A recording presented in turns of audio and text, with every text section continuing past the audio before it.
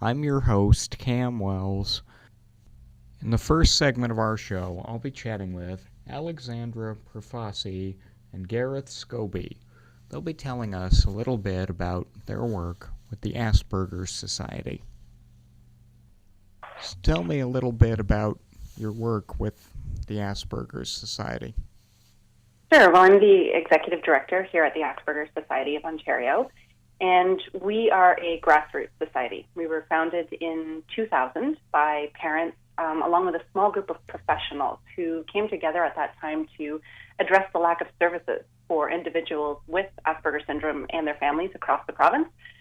We actually still maintain that grassroots profile, with everyone in our organization being somehow personally touched by Asperger syndrome. And we're the only nonprofit organization in Ontario that's solely devoted to serving what is actually an ever-growing and desperately underserved population. And we do that through a number of different services, predominantly through our action line, where we help anyone who has a question or a concern or a need relating to Asperger syndrome. And that action line is accessible by phone or by email. And essentially, we have program specialists that respond to requests for help, and they provide guidance on resources and services that are available across the province. What it really does is it offers a place for people with Asperger syndrome and their families or those who support them to turn to in a time of need. It's a place where their unique circumstances and needs are understood, and we help connect them to the support that they need as quickly and efficiently as possible. But we also offer a number of other services. We have parent and caregiver support groups. We have an adult social group. Of course, we service the broader community, teachers, employers, public service professionals to try to increase acceptance and understanding of Asperger syndrome and its related challenges.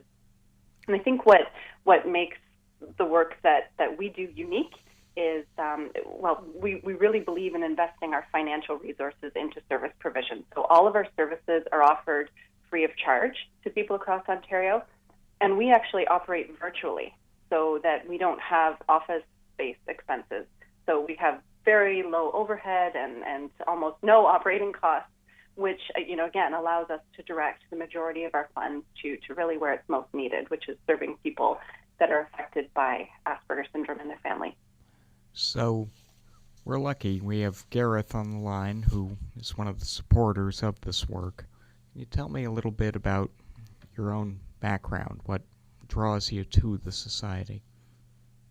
Sure. So I have been participating in various different sort of endurance sports for a little over a decade, and I started sort of trying about 12 years ago to change the way that my life was. I was active in team sports, but I was a smoker. I was slightly overweight, and I wanted to change who I was as an individual. So I took up running, and that led to triathlons. Triathlons led to Ironman triathlons, and Ironman triathlons led to ultramarathoning.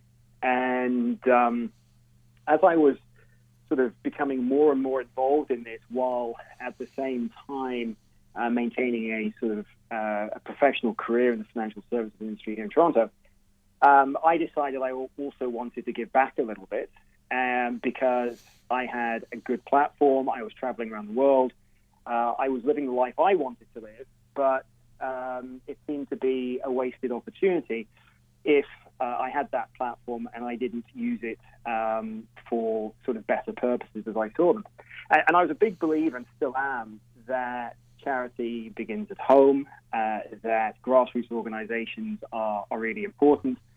So I came across the Asperger's Society at the Scotiabank Toronto Waterfront Marathon last autumn.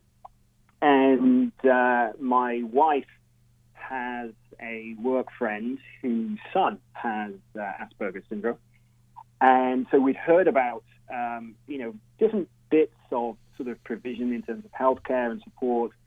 And so we started talking to Alexandra, and it just seemed like a good fit for me to somehow be involved in fundraising as I was pursuing the athletic goals that I wanted to pursue. And so most recently, the cause that we're sort of fundraising, or the event we're fundraising around, is the Marathon Start in Morocco, which is another sort of ultra marathon that's run over a number of days. So that's my background, and it's just, I think, a good fit given what the Asperger Society does, and what I was looking to get involved with. So, in terms of both of your experiences with the society, what's been the greatest success that each of you has witnessed? Well, I can certainly speak to that a little bit. So, we work directly with people who have Asperger syndrome and their families, and often those people are reaching out to us during a really difficult time.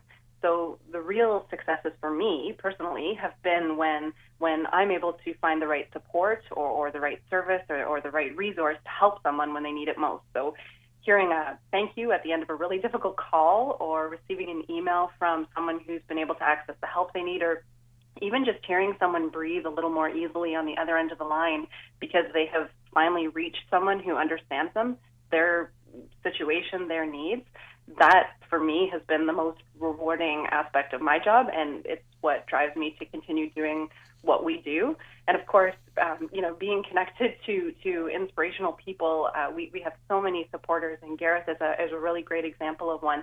Being connected to people who believe in what we do and work so hard to find ways to help us and to help us further our mission.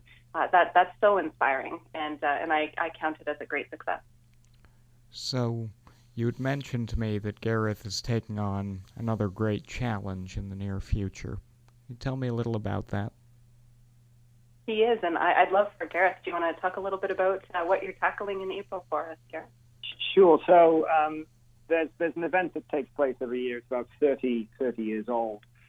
And the numbers have swelled from, I think, around about 10 people to now roughly 1,200. And it takes place every April in the southern part of Morocco. And essentially, it's a 250-kilometer foot race through the Sahara Desert. And I actually was fortunate enough to take part in it last year, finished, and stupidly decided that the pain and the suffering wasn't enough, and I wanted to go back and do it again. But this time to obviously do some fundraising. So it basically breaks down as being a marathon a day through the desert for around about 6 days.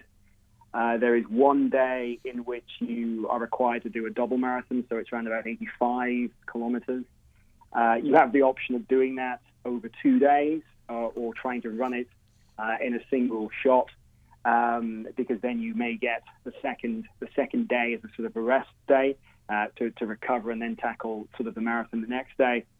And the key with this race that makes it slightly unique is that you are required to carry everything you need for the week with you, with the exception of water. So all of your food, whatever you want to use to sleep, all of that is a self-supported stage race that you carry with you. And it's known in certain circles as the toughest foot race on earth. So, the dropout rate is, proportional to that. The temperatures, the heat, the wind is what makes it such a good challenge to go back to. And there is a lot of, charity organization around it from the international contingent. I found when I was there in April that actually the Canadian charity fundraising effort was quite small compared to other nations. And that was one of the primary drivers for me to sort of want to go back with a Canadian charity and sort of help fundraise and just create awareness for something that's important. So that sounds like an amazing opportunity to raise awareness for the Asperger Society. I'd like to thank you both for taking the time out to do this, but if you can stay on the line for a sec, that'd be great.